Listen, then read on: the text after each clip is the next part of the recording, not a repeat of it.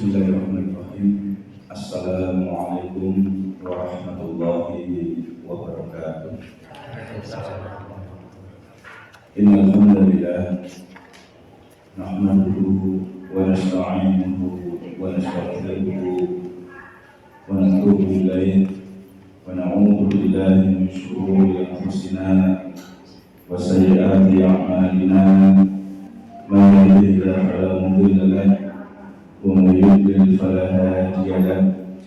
Asyhadu an la ilaha illallah wahdahu la syarika lahu wa asyhadu anna Muhammadan abduhu wa rasuluhu la nabiyya ba'dahu. Ya ayyuhalladzina amanu taqullaha haqqa tuqatih wa la tamutunna illa wa antum muslimun.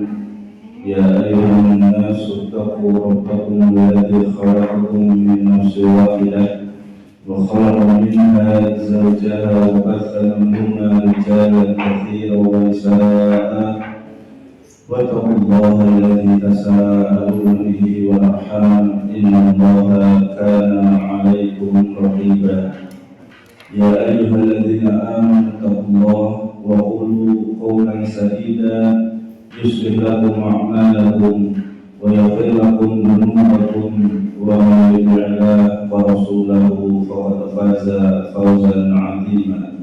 Amma ba'd, fa inna asdaqal hadits kitabullah wa khairal huda hudan nabiy sallallahu alaihi wasallam wa syarrul umuri muhdatsatuha fa inna kulla muhdatsatin bid'ah wa kulla bid'atin dhalalah wa kullu dhalalatin finnar.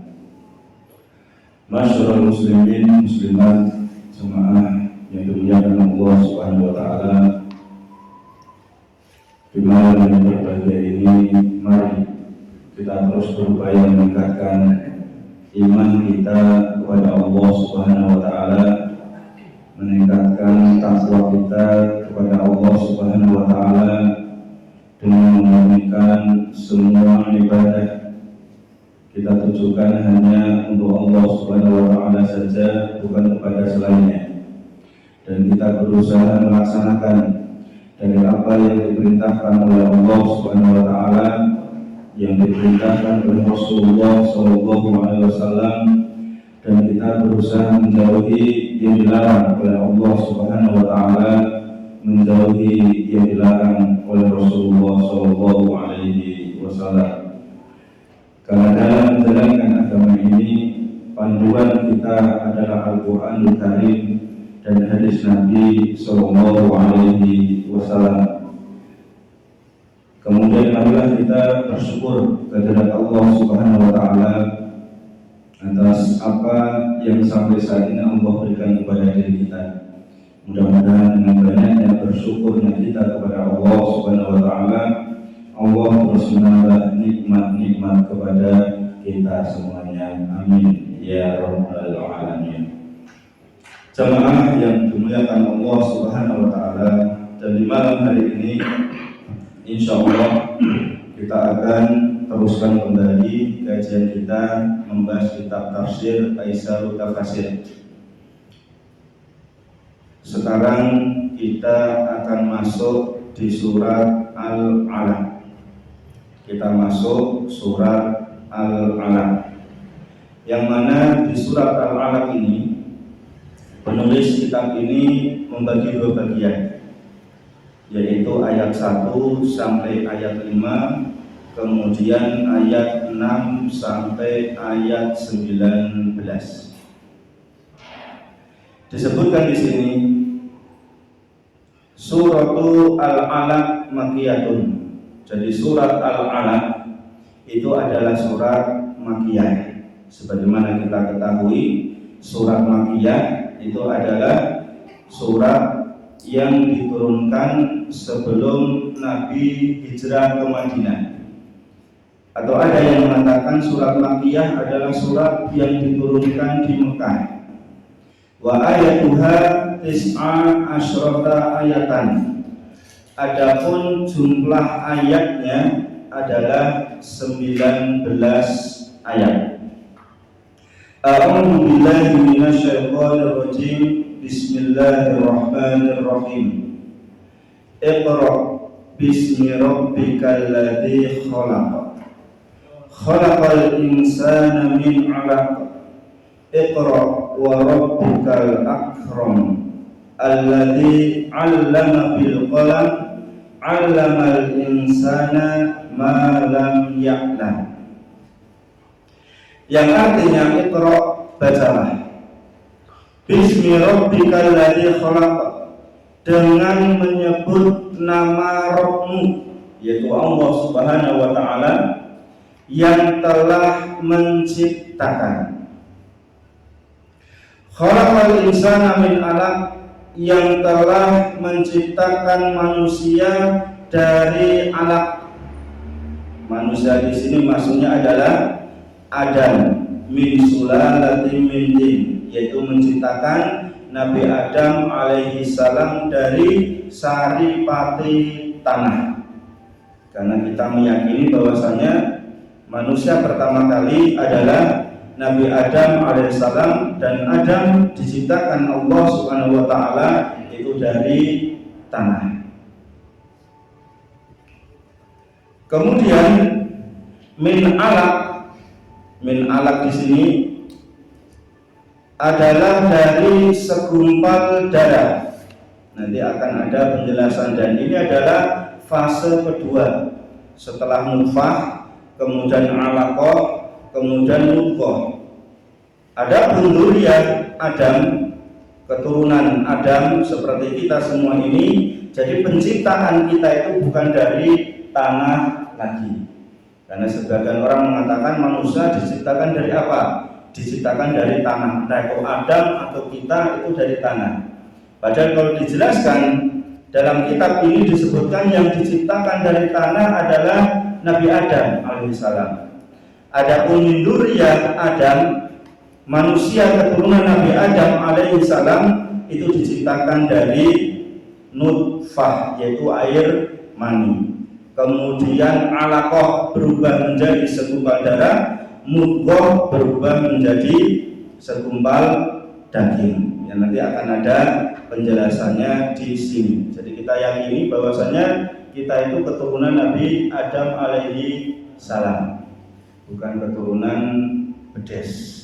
Ya, kalau istilah Jawa Timur, Bedes itu apa? Kera ya? Kera.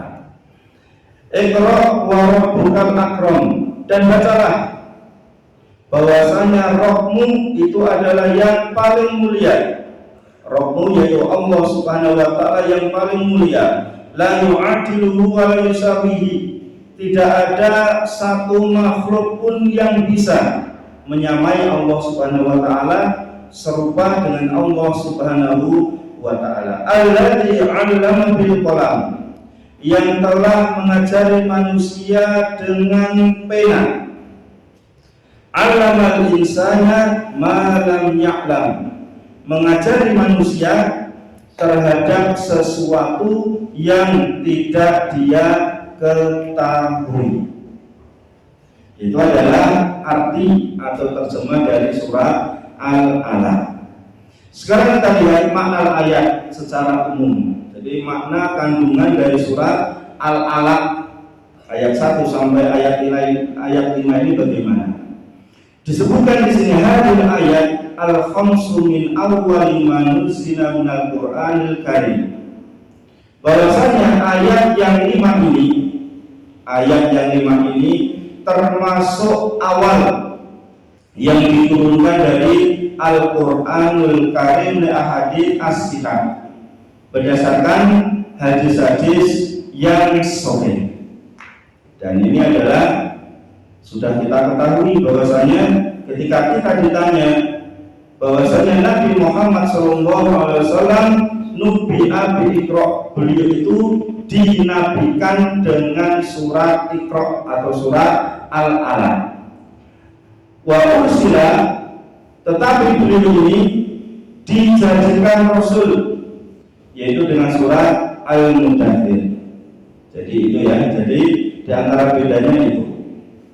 Fiha anna mimma ishtara fi dzalika, anna Nabiya sallallahu alaihi wasallam kana ya'ti Hira. Ketika itu Nabi Muhammad sallallahu alaihi wasallam sering datang ke gua Hira, yatahannatu fihi. Kemudian beliau bertahanuf, menyendiri, menyepi di situ. Dan dijelaskan oleh para ulama, ini yang melakukan hanya Rasulullah sallallahu alaihi wasallam. Kenapa Rasulullah melakukan hal ini? Karena adanya ar-ru'ya shadiqah. Nabi itu sering bermimpi bahwasanya seakan-akan dia mendapatkan perintah dari Allah Subhanahu wa taala untuk menyendiri, untuk menyepi. Kenapa Nabi Muhammad SAW sering menyendiri, sering menyepi? Karena melihat dari kebobrokan kaumnya ketika itu.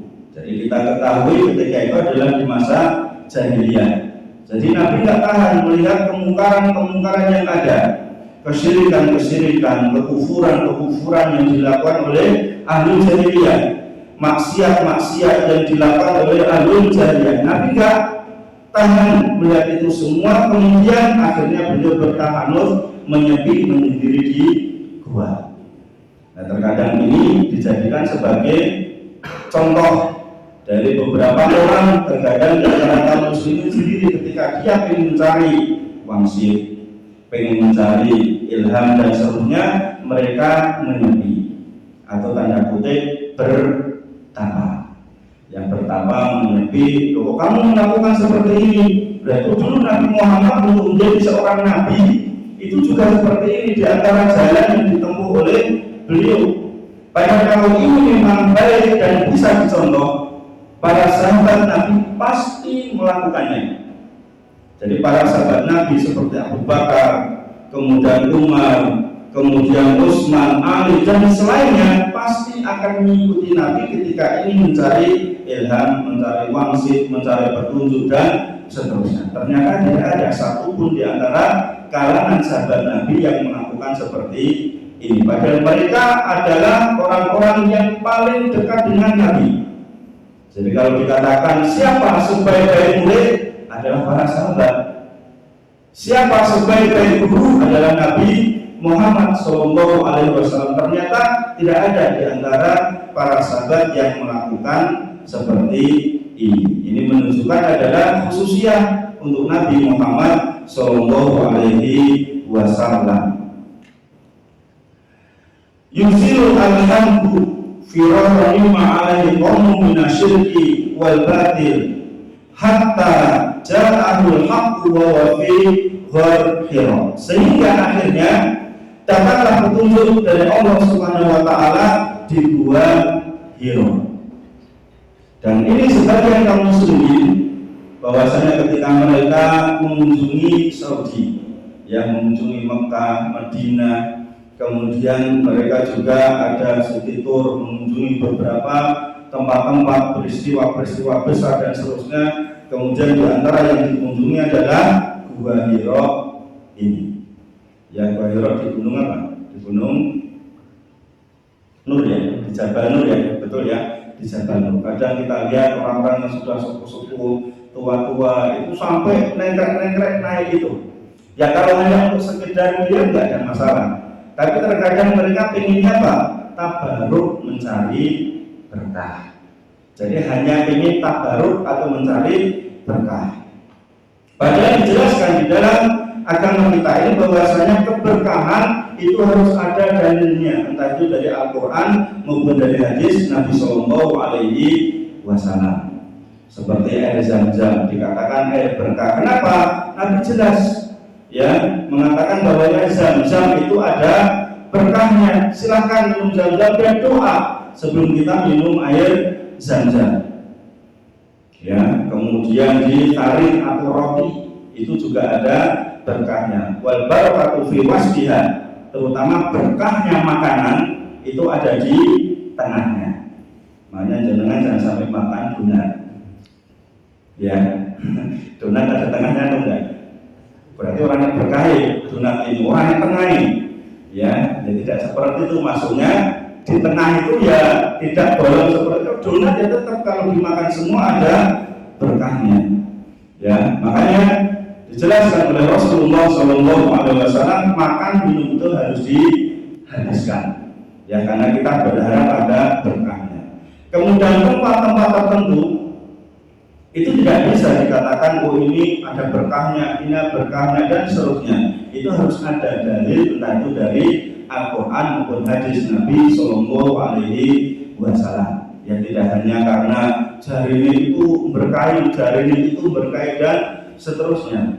Karena memang di antara kaum muslimin, orang-orang di negeri kita ini memang paling sering atau paling demen untuk mencari berkah. Di Solo misalnya ada orang yang gali ruangan di belakang rumah agak dalam, kemudian akhirnya muncul mata air, ada yang merah, ada yang biru, ada yang hijau, ada yang kuning. Wah, tersebar kabar, berduyun-duyun orang ke situ untuk apa? Ambil air, karena itu dianggap air berkah. Harusnya mata air itu kan airnya bening aja satu, ini macam-macam. Nggak tahu sudah pada ngambil, minum, disimpan untuk cari berkah, ditelusuri di sini itu dulu tempat pembuangan limbah pabrik tekstil. Gimana coba?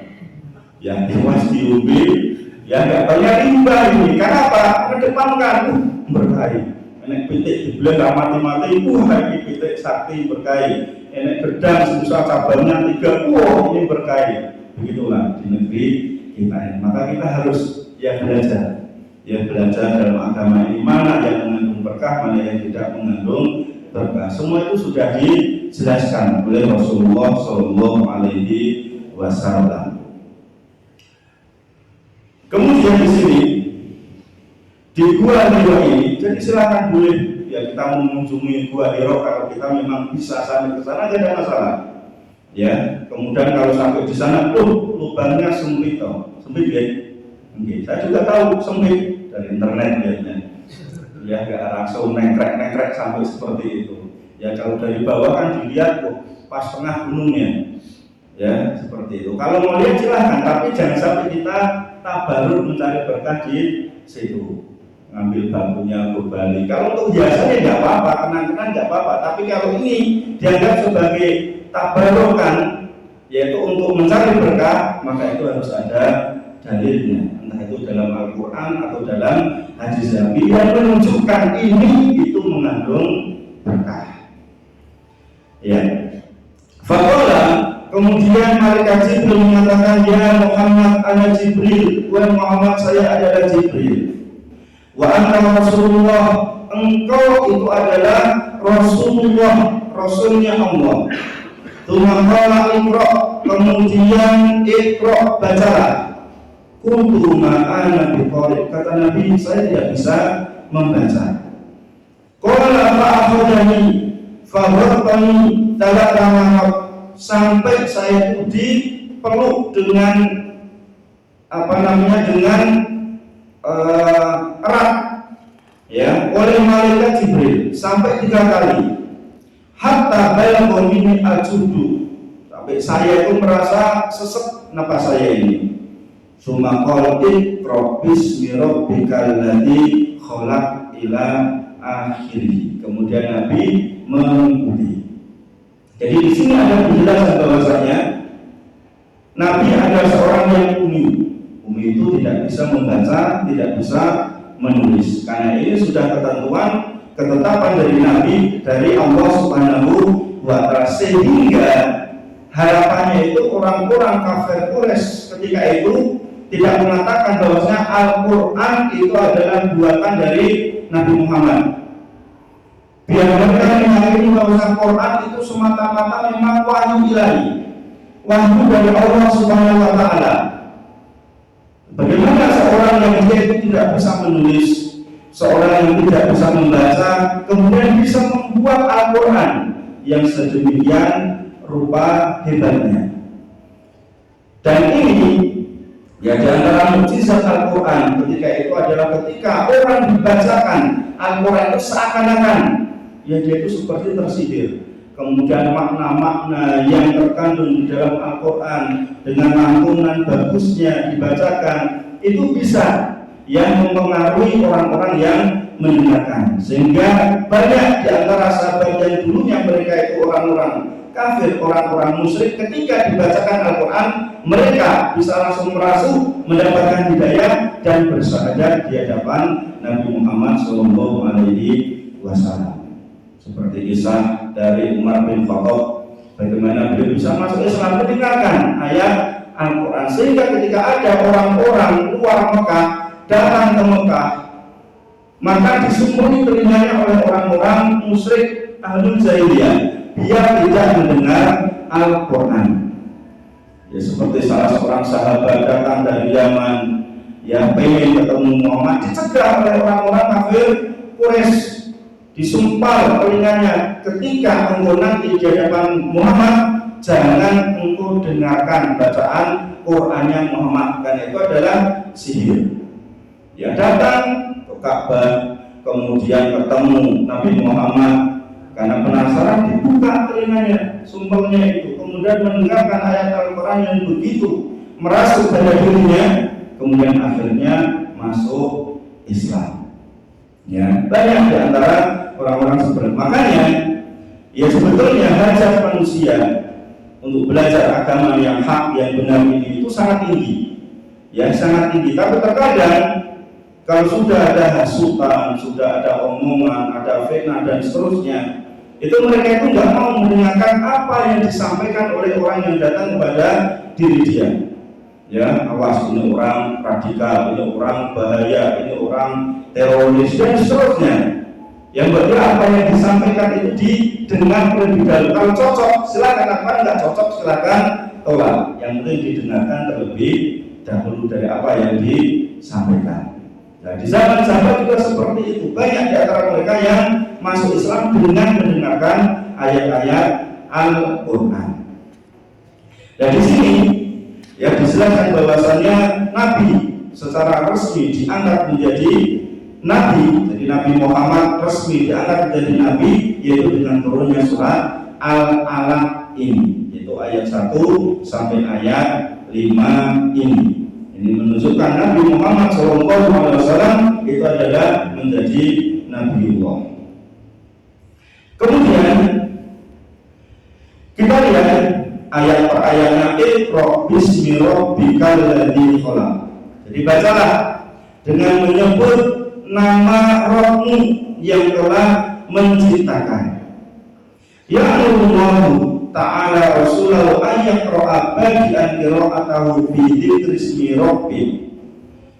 Maka Allah Subhanahu wa Ta'ala menjelaskan kepada Rasulnya sallallahu alaihi wasallam untuk memulai membaca Al-Quran itu dengan menyebut Bismillahirrahmanirrahim terlebih dahulu. Ya, dengan membaca Bismillah.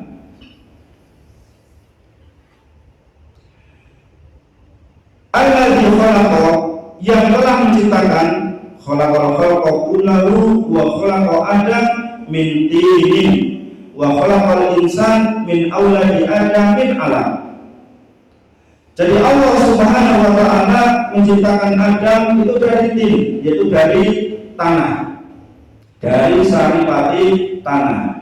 Kemudian ada riwayat yang mengatakan bahwasanya tanah itu diambil dari sekian tanah yang ada di dunia ini, ya sedikit dan seterusnya, sehingga keturunan Nabi Adam mungkin karena bermacam-macam tanah yang ada itu juga macam-macam, ya warnanya, kemudian juga kelakuannya dan seterusnya. Kemudian untuk penciptaan manusia keturunan Nabi Adam itu adalah min alaq, yaitu dari segumpal darah. Ya, sebagaimana di dalam hadis disebutkan yujma'ul khalqu fi batni ummihi arba'ina yawman nutfatan, bahwasanya manusia itu diciptakan di perut ibunya itu berupa nutfah, air mani, arba'ina yawman, selama 40 hari. Summa yakunu 'alaqatan mithla dzalik, kemudian setelah itu berubah menjadi segumpal darah selama 40 hari. Cuma yakunu mudghatan arba'ina yawman, kemudian setelah itu berubah mudghah, yaitu segumpal daging selama 40 hari. Berarti sudah berapa bulan ini? Berapa itu Ibu? 40 kali 3 120 dibagi 30 berarti 4 bulan. Jadi kalau ada orang yang keguguran umur janin itu 2 bulan berarti masih berupa darah biasanya. Kalau umur 3 bulanan sudah berupa daging. Ya, sudah berupa daging. Kemudian kalau sudah di atas 4 bulan itu sudah mulai terbentuk jasad janin tersebut. Tsumma yursalu ilaihi al-malak. Kemudian setelah 40 ini, setelah 120 hari, maka diutus malaikat yang datang ke rahim ibu. Ya, ada malaikat yang diutus Allah di situ. Fayaqulu fihi ruh. Kemudian malaikat ini meniup ruh. Ya, meniup.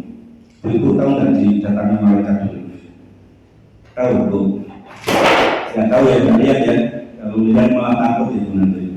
Ya, jadi datang malaikat meniup ruh. Wajib tahu biar yang kalimatin. Kemudian ditetapkan 4 perkara terhadap janin tadi. Bika rizki janin nanti kalau sudah besar itu sudah ditetapkan oleh Allah Subhanahu wa Ta'ala. Dia akan menjadi orang yang kaya atau orang yang sedang atau orang yang nggak punya, itu sudah ada ketetapannya. Sudah ditetapkan oleh Allah Subhanahu wa Ta'ala dan ini kita harus meyakini.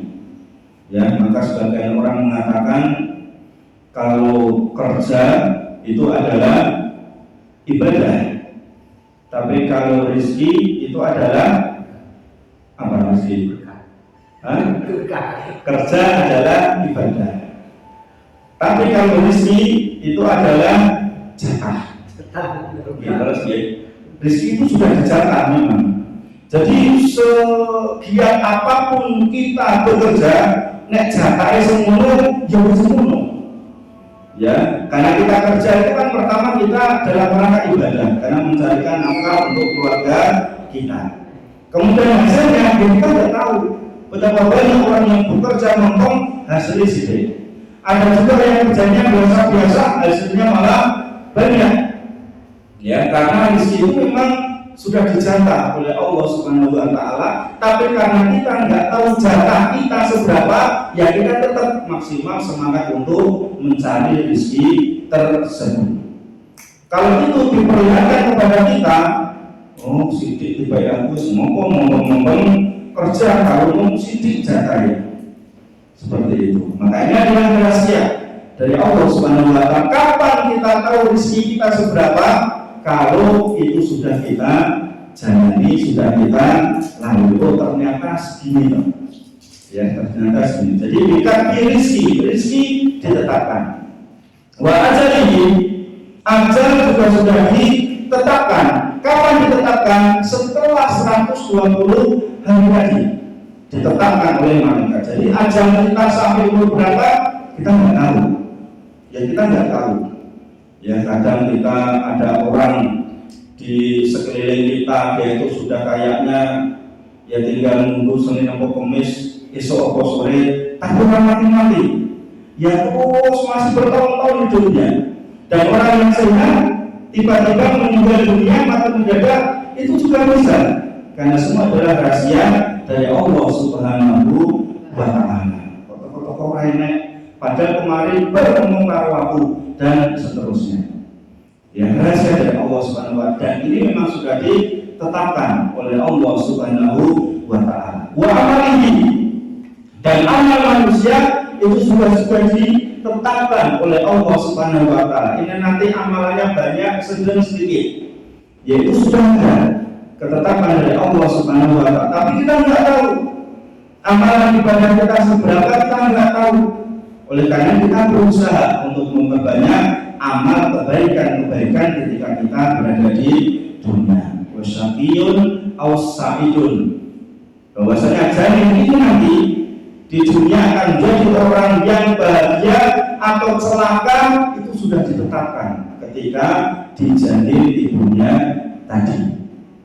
Ya, apakah janin nanti menjadi orang yang bahagia ketika ketika hidupnya, ya atau jadi orang celaka, itu sebetulnya sudah ditetapkan oleh Allah Subhanahu wa Ta'ala. Tapi ketika kita nggak tahu tentang masalah itu, maka kita berusaha jadi kita menjadi orang yang bahagia.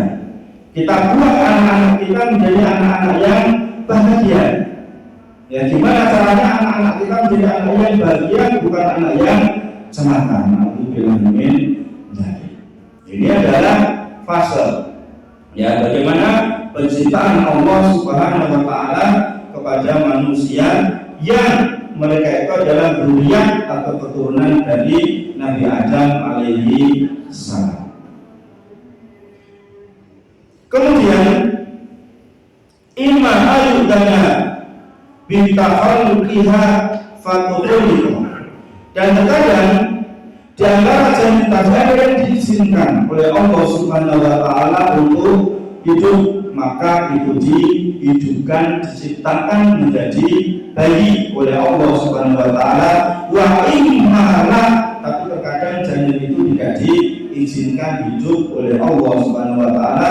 Fayakrahuha ar-rahimu qit'atul lahmin, kemudian menjadilah janin itu gugur karena tidak mendapatkan izin dari Allah Subhanahu wa Ta'ala. Gugur dengan berupa segumpal daging misalnya, ya, segenggam daging. Kemudian ayat berikutnya, Iqra wa rabbukal akram alladzi 'allama bil Qur'an. Bacalah bahwasanya Rabbmu itu adalah sangat mulia, yang telah mengajari manusia dengan pena, ya, mengajari manusia dengan pena. Allamal insana ma lam ya'lam, mengajari manusia yang dulu dia itu tidak tahu apa-apa menjadi tahu apa-apa. Jadi kalau kita lihat anak-anak kita, kalau kita lihat diri sendiri kan tidak bisa. Jadi lihat anak-anak kita lahir dia itu tidak membawa apa-apa, ya, lahir tidak bisa apa-apa. Ya, nggak ada orang lahir kemudian tiba-tiba genggam 200.000 misalnya, kan nggak ada. Lahir terus sepatu misalnya, nggak ada. Lahir dia sudah pakai celana, nggak ada seperti itu. Polos semuanya. Kemudian lama-kelamaan diajari, ya, sehingga dia bisa mengetahui banyak hal terkait dengan ilmu pengetahuan terkait dengan agama. Begitu pula Allah Subhanahu wa Ta'ala ketika menciptakan Adam alaihissalam itu tidak tahu apa-apa Nabi Adam. Kemudian diajari oleh Allah Subhanahu wa Ta'ala tentang hal-hal yang ada dalam kehidupan ini, nama-nama dan seterusnya, sehingga Adam menjadi tahu banyak hal tentang dunia ini. Maka di sini hadhihi isyadah bil qalami, maka ini adalah termasuk pujian dengan kolam, yaitu dengan pena. Wa anna wasitatul ulum wal ma'arif, dan ternyata pena ini adalah menjadi wasilah, menjadi perantara ilmu pengetahuan yang ada di dunia ini. Jadi orang kalau dia pengen mendapatkan pengetahuan yang banyak, berarti memang butuh dengan kolam tadi, dengan pena tadi. Kita sekolah itu nggak mungkin kita sekolah dengan lostan, ya, nggak bawa apa-apa. Maka sekolah nggak bawa apa-apa, pulang nggak bawa apa-apa, besok berangkat gitu lagi dan seterusnya, nggak ada. Kemudian dia akan menjadi pintar, nggak ada. Mesti dia akan membawa pena. Apa yang dijelaskan oleh gurunya, ustadznya, dia catat, dihafalkan, catat, hafalkan. Maka lama-lama dia akan menjadi orang yang memiliki pengetahuan. Ya, la asraf fi dunya min ibadillahi as-solihin wal ulumil ilahiyah. Maka tidak ada kemuliaan di dunia ini kecuali kemuliaan yang dimiliki oleh orang-orang soleh, kemuliaan yang dimiliki oleh orang-orang yang beriman. Dia beramal baik dan mereka memiliki ilmu-ilmu tentang masalah agama. Karena ilmu yang mendapatkan pujian dari Allah dan Rasulnya adalah ilmu agama. Adapun ilmu dunia boleh silakan. Ya, untuk dicari, dipelajari, diajarkan silakan. Tetapi yang mendapatkan pujian dan pahala itu adalah ilmu dalam agama Islam. Kita mengajarkan Iqra kepada orang lain, Masya Allah. Ya, ini adalah ilmu yang mulia. Kita mengajarkan Al-Quran, kita mengajarkan pengajian, mengajarkan hadis, mengajarkan akidah, mengajarkan bahasa Arab dan seterusnya. Makanya adalah ilmu yang mulia yang mendapatkan pujian dari Allah Subhanahu wa Ta'ala. Mengajarkan orang yang tidak bisa wudu bisa menjadi wudu, yang tidak bisa sholat bisa menjadi sholat, yang tidak bisa tata cara puasa bisa puasa, yang tidak bisa umroh haji akhirnya dia bisa umroh haji dan seterusnya. Yang maka ini mendapatkan pujian, yang mendapatkan pahala dari Allah Subhanahu wa Ta'ala. Jamaah yang dimuliakan Allah Subhanahu wa Ta'ala, hidayahul ayat sebagai ringkasan dari ayat 1 sampai ayat 5 ini takrirul wahyi ilahi wa isbatu nubuwah al-muhammadiyah. Jadi ada ketetapan wahyu ilahi. Jadi wahyu itu memang ada. Ya, wahyu itu memang ada. Dan tapi wahyu ini adalah untuk kalangan para nabi, para rasul yang mendapatkan wahyu. Nah, itu teman saya juga dapat wahyu di wahyu Nabi. Ya, itu orang itu. Ya, maksudnya itu wahyu ilham. Itu adalah diperuntukkan untuk nabi dan rasul dan ini memang ada. Ya, tetapi manusia itu nggak akan ada yang bisa mendapatkan wahyu kecuali hanya nabi dan rasul. Sehingga salah besar misal orang bertahanus, menyepi, menyendiri, kemudian dia ingin mendapatkan ilham, wangsit dan seterusnya, itu tidak pernah diajarkan oleh Nabi Muhammad SAW. Kemudian ada isbatul nubuwah Muhammadiyah, penetapan ya bahwasanya Nabi Muhammad ini adalah seorang nabi, ya seorang rasul. Ini harus kita yakini. Dan beliau adalah rasul terakhir. Dan tidak ada rasul setelah Nabi Muhammad SAW. Khatamul Anbiya wal Mursalin, akhir dari para nabi, para rasul. Walaupun setelah Nabi Muhammad dijelaskan beliau ada sarasina, ada 30 orang yang mengaku sebagai nabi dan rasul. Tapi kita wajib untuk tidak percaya. Apalagi di negeri kita ini ada sekian orang yang mengaku diri dia sebagai rasul atau sebagai nabi. Biasanya dengan mimpi dia seakan mendapatkan mimpi, dia dijadikan sebagai nabi atau rasul. Atau kalau enggak, dia merasa mendapatkan ilham, dia merasa mendapatkan wahyu, ada yang datang kepada dia dan dia mengaku sebagai Tuhan, kemudian mengangkat sekarang ini sebagai nabi, sebagai rasul, atau dia dijalankan ya ke alam gaib misalnya dan seterusnya oleh jin, kemudian akhirnya ditetapkan dia sebagai nabi, rasul dan seterusnya. Rata-rata seperti itu. Maka kita wajib tidak percaya. Di Jawa Barat dulu ada Ahmad Sodik ya, pelatih badminton, ya aku sebagai nabi. Ya kalau di mana Sragen itu juga ada, ya ngaku sebagai nabi, sebagai rasul. Kemudian daerah Rosari juga ada yang mengaku sebagai nabi rasul, namanya Tugimin kalau tidak salah. Ya itu kalau untuk sholawat pun tidak enak itu. Ya untuk sholawat itu sudah tidak enak. Ya Habibi ya Tugimin misalkan tidak enak seperti itu. Ya Allahumma sayyidin, Allahumma sholli ala sayyidina Tugimin wa ala ali. Ya tidak enak juga. Ya.